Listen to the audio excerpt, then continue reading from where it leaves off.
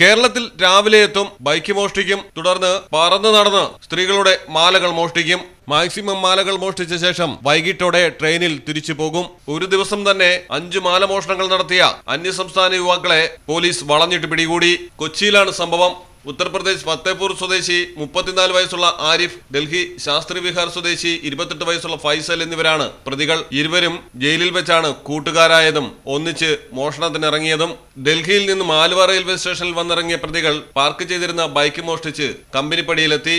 യാത്രക്കാരിയുടെ മാല പൊട്ടിച്ച് ചെങ്ങമനാട് ഭാഗത്തേക്ക് കടന്നു. അവിടെ പാലപ്രശ്ശേരി, മേക്കാട് ഭാഗങ്ങളിൽ മാല പൊട്ടിച്ചു. തുടർന്ന് നെടുമ്പാശ്ശേരിയിലെത്തി, അവിടെയും മാല പൊട്ടിച്ചു.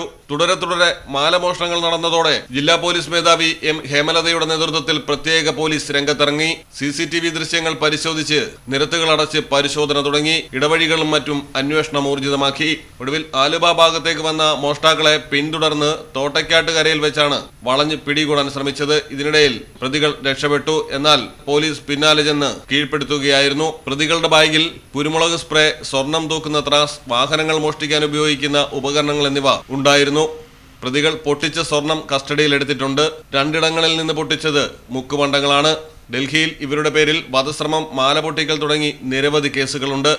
മലയാളം ടെലിവിഷൻ, കൊച്ചി. മിത്ര ഡയമണ്ട്സ് നിങ്ങൾക്കായി ഒരുക്കിയിരിക്കുന്നു ഒരു എക്സ്ചേഞ്ച് ഓഫർ.